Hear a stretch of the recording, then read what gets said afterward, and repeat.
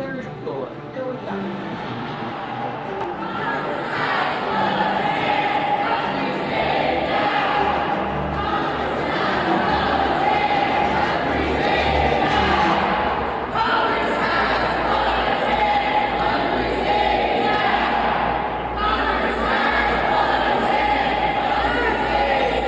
The pain of Trump's policies was starting to be felt everywhere, and people weren't going to be so quiet.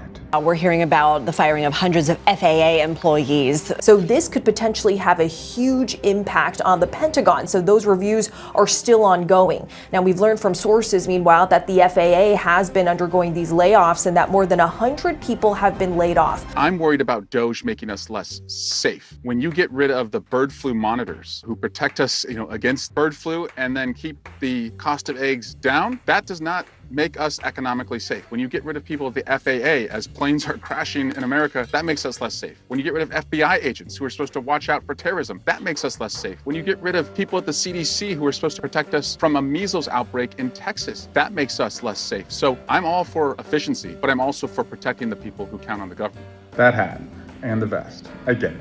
But what can I say? I was out to dinner with my kids for pizza. CNN called, and I didn't really have time to change. Just had a members meeting of the Homeland Security Committee. So it's a weekly thing we do. We meet with the head of the committee, Benny Thompson, just talking to him. We kind of set out what our plan is for the week. Obviously, Civil Air Patrol is not going to open up now there. Obviously, DOGE and the cuts and the effect on safety was the top priority. And I was just urging my colleagues to frame it all around safety. We don't want to defend inefficiency, but this all comes back to safety in the skies, safety from terrorism, economic safety, if you're getting rid of bird flu monitors, paying more for eggs. So focus on safety and hammer that point home.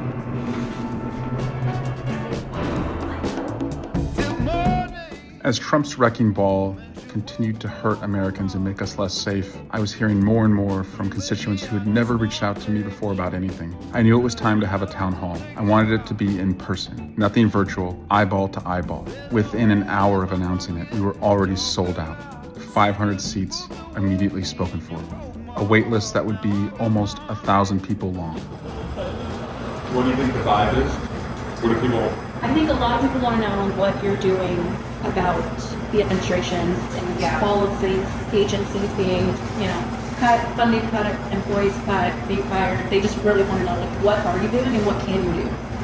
And let's get involved. Yeah, a lot of people are just calling to saying, how can I volunteer? How can I get my voice heard? So a lot of people wanted to actually speak as well. And a lot of people are asking, is this constitutional? What can you do about it?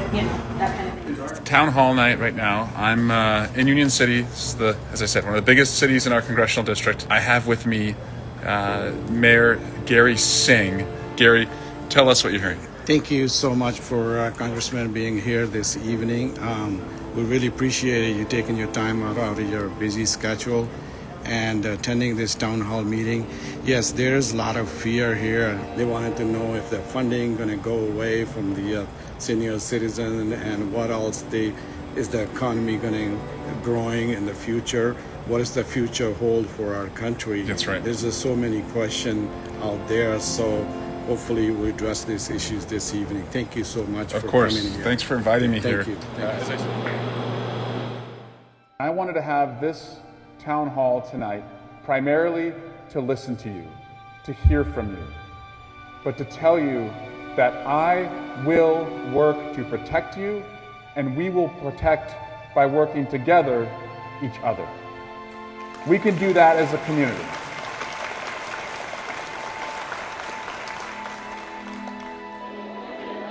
So this week, Democrats rallied and we went to the House steps just outside the Capitol, and we showed that we are united in voting against the Republican budget, which slashes healthcare services for about 32% of Americans. 32% of Americans, isn't that unbelievable? But also, across the way from the Capitol, you saw hundreds of people who were also there saying, look, we're gonna stand with you. And so that was powerful to see. We're not in this fight alone. You're in it too, and it's going to take all of us to make sure that these cuts don't happen. All right, right, breaking news, the vote that House Republicans pulled moments ago is back on. There's a $4 trillion debt limit increase in here, and there are $2 trillion in spending cuts. $880 billion instructed the Energy and Commerce Committee as to find in cuts. Republicans have told us that they will look to reduce spending on Medicaid to try to find that kind of deficit reduction. They're not going to get to that number without it.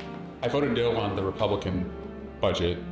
If I could have voted hell no, if that was an option, that's what I would have chosen. $880 billion in cuts. I'm reading that number right. Billion. Primarily to healthcare, which is so fucked up. It costs enough in this country, and we're gonna ask people to spend more. So what I want everyone to ask in America is, what did I get out of that budget cut? But also, what did I lose? Because I know Elon Musk and all the billionaire boys who are sitting on the stage at the inauguration got, they're gonna get big tax cuts because of this. Their kids are gonna get tax cuts. Their kids' are gonna get tax cuts. But what did you get? We have to tell a better story. And every movement in the world is rooted around a story. I see a blank page ahead of us right now. For any writer, a blank page is the most terrifying thing to look at.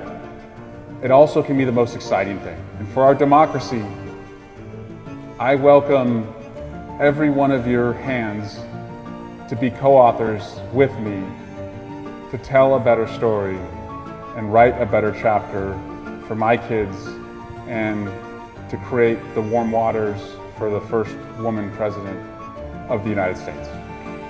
I'm all in to do that. If we're not all in for our democracy, we are all out of freedom. That's how I view this. I'm all in.